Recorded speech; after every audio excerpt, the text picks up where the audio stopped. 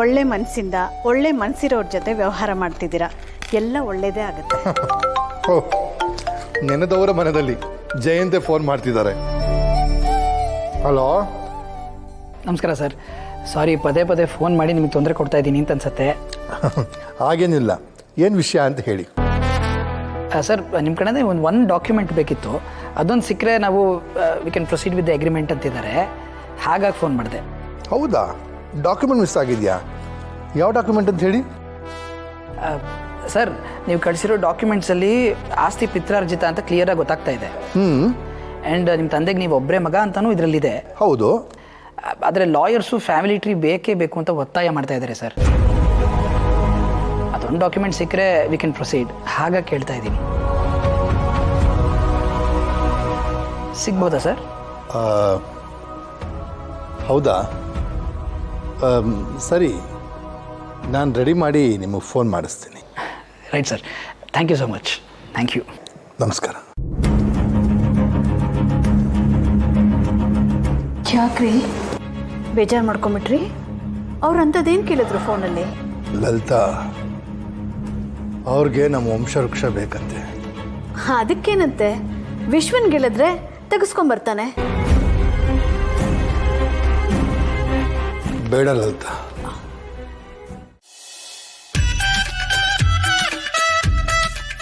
Low Chiru, ಎಷ್ಟೊತ್ತಿಂದ mobile ನೋಡ್ತಿದೀಯೋ? ಸ್ವಲ್ಪ ಓದ್ಕೋಬಾರ್ದಾ? ಇದೇ ಥರ ಮೊಬೈಲ್ ನೋಡ್ತಾ ಇದ್ರೆ ನಿನ್ನ ಕಣ್ಣು ತಲೆ ಎಲ್ಲ ಹಾಳಾಗೋಗುತ್ತೆ. ಓದ್ಕೊಂಡಾದ್ಮೇಲೆ ತಾನೇ ಆಟ ಆಡ್ತಿರೋದು. ಫುಲ್ಲು ಇಂಟ್ರೆಸ್ಟಿಂಗ್ ಆಗಿದೆ ಗೇಮು. ಇನ್ನೊಂದು ಸ್ವಲ್ಪ ಹೊತ್ತು ಅಮ್ಮ ಪ್ಲೀಸ್. ನಿಮ್ಮಪ್ಪ ಬರ್ತಾರೆ ನೋಡೀಗ.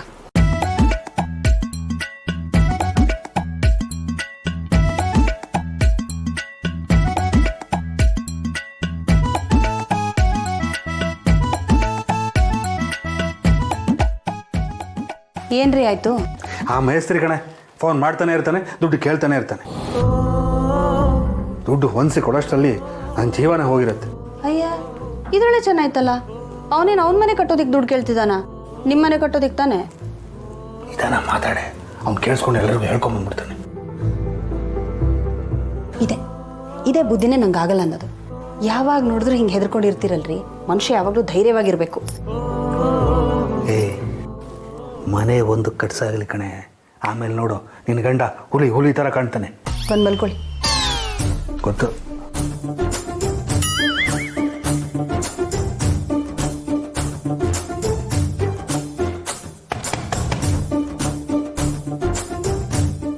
ಯಾರ್ರೀ ಅದು ಇಷ್ಟೊತ್ತಲ್ಲೇ? ಯಾರೋ? ನಾನು ಬ್ರೋ. ಏನೋ? ಒಂದು ಸ್ವಲ್ಪ ಹೊರಗೆ ಬರ್ತೀಯಾ? ಏನಂತೀರಿ ಒಂದು? ನೋಡ್ತೀನಿ.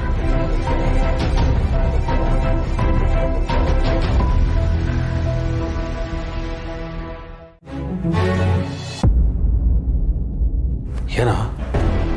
ಅದೇ ಬ್ರೋ, ದೇವ್ರಿಗೆ ಹರಕೆ ಹೊತ್ಕೊಳ್ಳೋದ್ರ ಬಗ್ಗೆ ಹೇಳ್ತಿದ್ಯಲ್ಲ, ಅದ್ರ ಬಗ್ಗೆ ಮಾತಾಡೋಣ ಅಂತ ಬಂದೆ. ಇಲ್ಲಿ ಬೇಡ ಕಣ, ಹೊರಗಡೆ ಹೋಗೋಣ ಬಾ. ಯಾರಾದ್ರು ಕೇಳಿಸ್ಕೊಂಡ್ರೆ ಕಷ್ಟ ಆಗ್ಬಿಡುತ್ತೆ. ಬ್ರೋ, ಎಲ್ಲರೂ ಅವ್ರವ್ರ ರೂಮಲ್ಲಿದ್ದಾರೆ. ವಿಷಯ ಏನು ಅಂದರೆ, ನಿನ್ನ ಫ್ರೆಂಡ್ ಇದ್ದಾನಲ್ಲ, ಅವನಿಗೆ ಈ ಥರ ಹರಕೆ ಗಿರ್ಕೆ ಎಲ್ಲ ಹೊತ್ಕೋಬೇಡ ಅಂತ ಹೇಳು. ಯಾಕೋ? ಅದು ನಾನು ಆ ದೇವ್ರ ಬಗ್ಗೆ ವಿಚಾರಿಸಿದೆ ಬ್ರೋ. ಆ ದೇವರು ಸಿಕ್ಕಾಪಟ್ಟೆ ಪವರ್ಫುಲ್ ಅಂತೆ. ಹರಕೆ ತೀರಿಸೋದ್ರಲ್ಲಿ ಏನಾದ್ರು ಎಡವಟ್ಟಾದರೆ ಪ್ರಾಣಕ್ಕೆ ಅಪಾಯ ಅಂತೆ.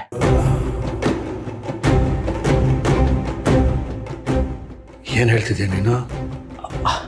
ಹೌದು ಬ್ರೋ, ನಾನು ಈಗ ತಾನೇ ಸಿಂಚನ ಹತ್ರ ಮಾತಾಡ್ಕೊಂಬಂದೆ. ಅವ್ರ ಮನೆ ಕಡೆಯವ್ರು ಯಾರೋ ಈ ದೇವ್ರ ಹತ್ರ ಹರಕೆ ಹೊತ್ಕೊಂಡಿದ್ರಂತೆ. ಅದನ್ನು ಸರಿಯಾಗಿ ನಡೆಸ್ಕೊಡೋಕ್ಕಾಗದೆ ಇವರು ಯಾರಿಗೆ ಕೆಡ್ದಾಗಬೇಕು ಅಂತ ಹರಕೆ ಹೊತ್ಕೊಂಡಿದ್ರು, ಎಲ್ಲ ಉಲ್ಟಾಗಿ ಇವ್ರ ಕಡೆಯವ್ರಿಗೆ ಕೆಡ್ದಾಗೋಯ್ತಂತೆ. ಅದಕ್ಕೆ ನಿನ್ನ ಫ್ರೆಂಡ್ಗೆ ಈ ಥರ ಹರಕೆ ಗಿರ್ಕೆಲ್ಲ ಹೊತ್ಕೊಳ್ಳೋದು ಬೇಡ, ಏನಾದರೂ ಎಡವಟ್ಟಾದರೆ ರಕ್ತ ಕಾರ್ಕೊಂಡು ಸಾಯ್ತಾರೆ ಅಂತ ಹೇಳ್ಬಿಡು.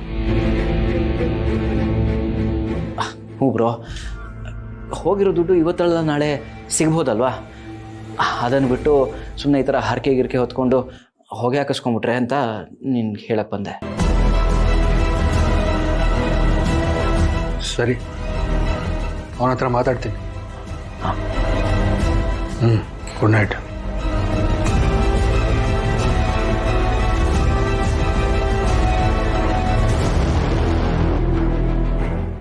ಹೌದಮ್ಮ, ಅಪ್ಪ ಹೇಳ್ತಿರೋದು ಸರಿನೇ. ಒಂದ್ಸಲ ಹಾಸ್ಪಿಟಲ್ಗೆ ಹೋಗಿ ಚೆಕಪ್ ಮಾಡಿಸ್ಕೊಂಬರೋಣ. ಬೇಡ ಭಾವನಾ, ಈಗ ಊಟ ಮಾಡಿದ್ರೆ ಎಲ್ಲ ಸರಿ ಹೋಗುತ್ತೆ. ನಂಗೇನಾದ್ರೂ ಮತ್ತೆ ಸುಸ್ತಾದ್ರೆ ಬೆಳಗ್ಗೆ ಹೋಗೋಣ ರೀ. ನಾನು ಹೇಳ್ತಿದ್ದೀನಲ್ಲ, ನನ್ಗೇನೂ ಆಗಿಲ್ಲ. ನೀವೆಲ್ಲರೂ ಸ್ವಲ್ಪ ಧೈರ್ಯ ತಗೊಳ್ಳಿ. ನಿನ್ನ ಹಠ ನೀನು ಬಿಡಲ್ಲಮ್ಮ, ಏನಾದರೂ ಮಾಡ್ಕೊಳ್ಳಿ.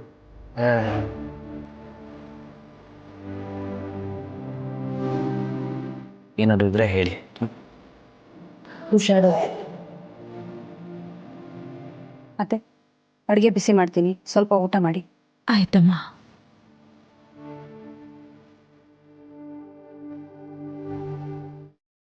ಲಕ್ಷ್ಮಿ, ನೀನು ಇಷ್ಟು ವರ್ಷದಿಂದ ನೋಡಿದ್ದೀನಿ. ನನಗೆ ಖಂಡಿತ ಗೊತ್ತು ನೀನು ಏನೋ ಮನಸ್ಸಲ್ಲಿ ಇಟ್ಕೊಂಡು ಕೊರಗ್ತಾ ಇದೀಯ. ನೋಡು, ಚಿತೆ ಸತ್ತವ್ರನ್ನ ಸುಟ್ಟರೆ ಚಿಂತೆ ಜೀವಂತವಾಗಿರೋರು ಸುಡುತ್ತಂತೆ. ಅದು ಏನು ಮನಸ್ಸಲ್ಲಿದೆ ಹೇಳ್ಬಾರ್ದ? ನೀನು ಹಿಂಗೆ ಒಳಗಿಟ್ಕೊಂಡು ಕೊರಗ್ತಾ ಇದ್ರೆ ಏನಾಗಬೇಕು ನಿನ್ನ ಆರೋಗ್ಯ?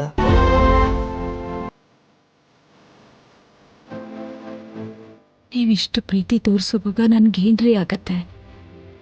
ಹಾಗೆಲ್ಲ ಏನೂ ಇಲ್ಲ. ಬೆಳಗ್ಗೆ ಬಿಸಿಲಲ್ಲಿ ಹೋಗಿ ಬಂದಲ್ಲ, ಅದಕ್ಕೆ ಹಾಗಾಯ್ತು ಅಷ್ಟೇ.